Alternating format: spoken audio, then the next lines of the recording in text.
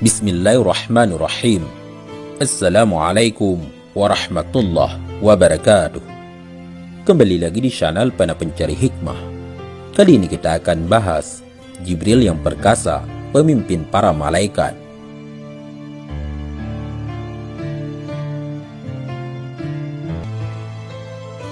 Sering kita memandangi langit yang indah dengan semburat sinar matahari di pagi hari. Ia bagaikan kanvas biru yang terhampar luas dengan guratan cat putih lapisan awan. Kita juga suka menikmati malam purnama dengan sinar rembulan yang menerangi ufuk. Cahayanya menancapkan ketenangan, tidak menyilaukan, tidak pula memudarkan keindahan. Selain keindahan dan kekokohan langit yang luas tanpa retak, pernahkah kita merenungkan bahwa tempat yang berjarak 500 tahun perjalanan dari muka bumi tersebut adalah sebuah negeri di mana makhluk-makhluk mulia tinggal? Ya, di sanalah tempatnya para malaikat. Allah Subhanahu wa Ta'ala menciptakan malaikat dari cahaya. Cahaya apa? Tidak dijelaskan rincian tentang hal ini, dan kita tidak dibebani syariat untuk mencari tahu tentang hal tersebut. Ibunda Aisyah menyampaikan bahwa Rasulullah Shallallahu Alaihi Wasallam bersabda, malaikat diciptakan dari cahaya, jin diciptakan dari api, dan Adam diciptakan dari apa yang telah disifatkan kepada kalian, atau tanah. Dan jumlah mereka sangatlah banyak. Rasulullah Shallallahu Alaihi Wasallam bersabda, tidak ada satu ruang selebar 4 jari, kecuali di sana ada malaikat yang sedang meletakkan dahinya bersujud kepada Allah. Di antara hal yang disaksikan Rasulullah Shallallahu Alaihi Wasallam saat Isra dan Mi'raj adalah, kemudian ditunjukkan kepadaku Baitul Ma'mur. Aku pun bertanya kepada Jibril. Beliau menjawab, ini Baitul Ma'mur. Setiap hari ada 70.000 malaikat yang salat di dalamnya.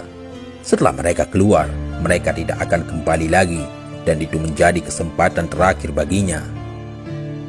Sahabat Pena Pencari Hikmah, artinya jumlah para malaikat itu sangatlah banyak, lebih banyak dari jumlah manusia. Dan sejumlah besar malaikat tersebut dipimpin oleh malaikat Jibril alaihissalam. Keistimewaan para malaikat. Sebelum bertutur tentang Jibril, sejenak kita simak beberapa malaikat yang dipimpin oleh Jibril. Kita rangsang nalar kita dengan mengenal keagungan penciptaan mereka sebelum kita berbicara tentang yang paling istimewa di antara mereka. Karena terkadang nalar kita yang lemah ini tidak bisa langsung meloncat membayangkan dan mentadabburi sesuatu yang paling istimewa sebelum dikenalkan dengan hal-hal yang istimewa di bawahnya.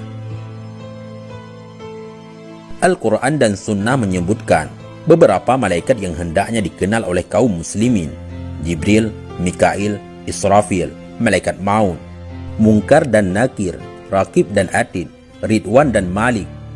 Merekalah malaikat-malaikat yang tidak lalai dari apa yang Allah perintahkan. Tidak pula mereka memaksiati Tuhannya. Para malaikat adalah makhluk yang terbuat dari cahaya yang Allah ciptakan dengan sayap-sayap. Allah Subhanahu wa Ta'ala berfirman, segala puji bagi Allah pencipta langit dan bumi yang menjadikan malaikat sebagai utusan-utusan yang mempunyai sayap masing-masing 2, 3, dan 4. Allah menambahkan pada ciptaannya apa yang dikehendakinya. Sesungguhnya Allah Maha Kuasa atas segala sesuatu. Di antara malaikat yang dipimpin oleh Jibril adalah malaikat pemikul Arasy, pemikul ciptaan Allah Subhanahu wa Ta'ala yang terbesar. Rasulullah Shallallahu Alaihi Wasallam bersabda, aku diizinkan untuk menceritakan tentang salah satu malaikat Allah pemikul Arasy, yaitu antara daging telinga dengan pundaknya sejauh 700 tahun perjalanan.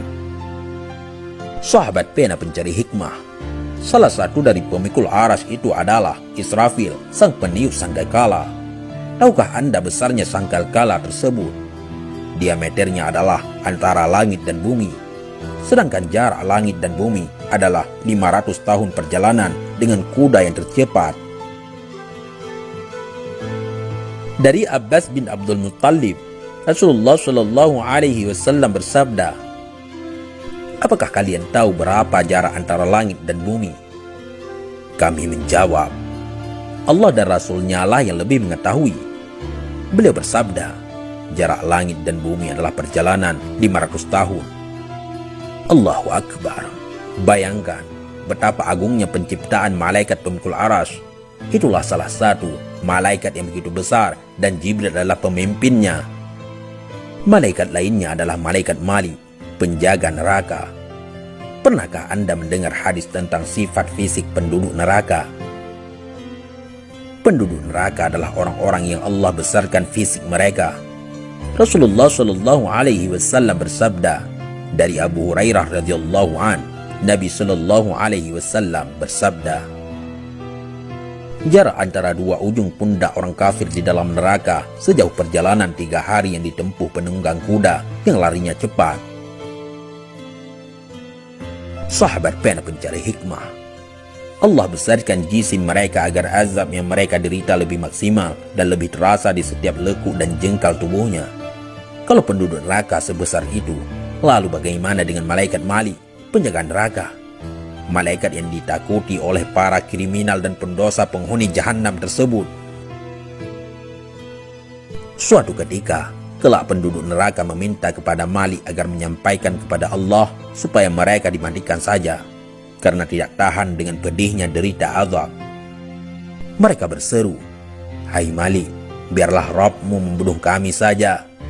Ia menjawab, "Kamu akan tetap tinggal atau hidup di neraka ini selama-lamanya."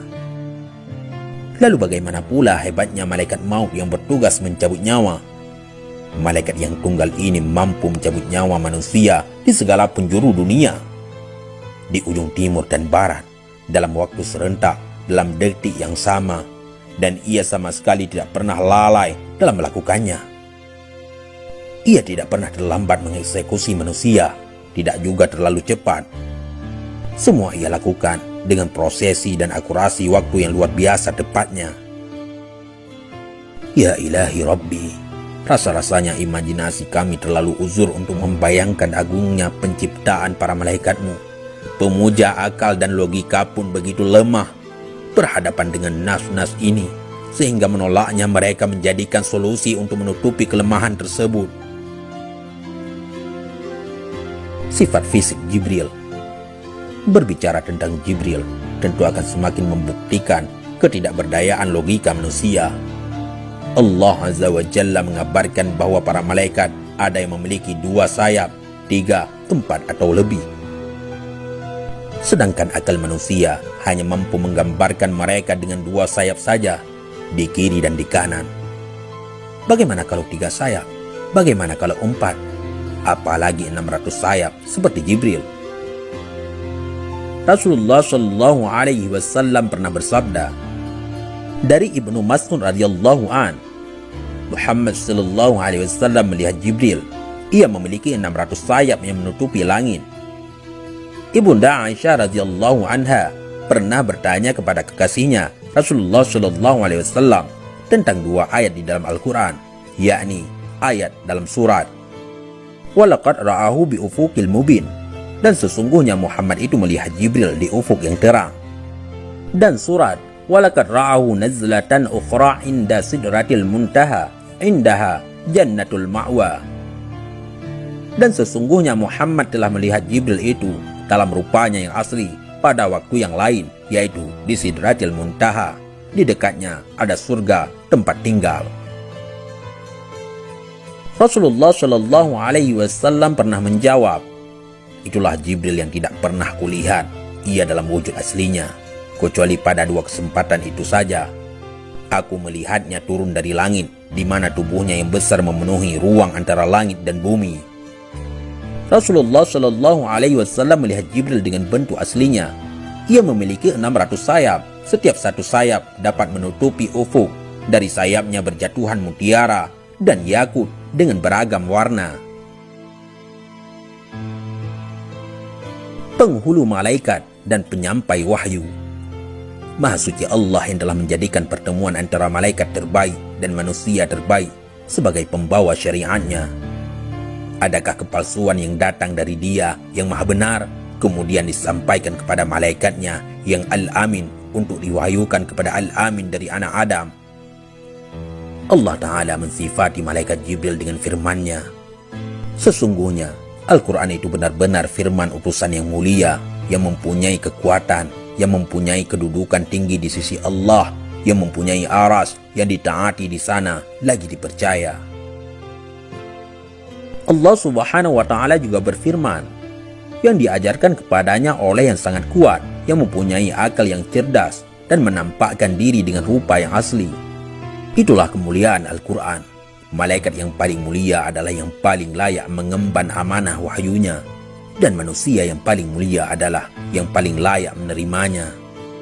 Di dalam Sahih Bukhari juga disebutkan dari Abu Hurairah radhiyallahu an, Nabi Shallallahu Alaihi Wasallam bersabda, jika Allah mencintai seorang hamba, maka ia memanggil Jibril dan berfirman bahwasanya Allah mencintai fulan, maka cintailah fulan, dan Jibril pun mencintainya. Kemudian Jibril pun mengumumkan kepada penghuni langit bahwasanya Allah mencintai fulan, maka cintailah ia, dan para penghuni langit pun mencintai fulan. Kemudian dikabulkanlah permohonannya di dunia. Ketika Jibril menyuruh pada para malaikat untuk mencintai seorang hamba, maka seluruh malaikat penghuni langit akan tunduk padanya. Karena ialah Jibril sang pemimpin Israfil yang perkasa dan pemimpin Malik Khazin neraka. Dialah Jibril pemimpin malaikat maut yang taat. Dia pula pemimpin Mikail, Ridwan, Rakib, Atid, dan selainnya.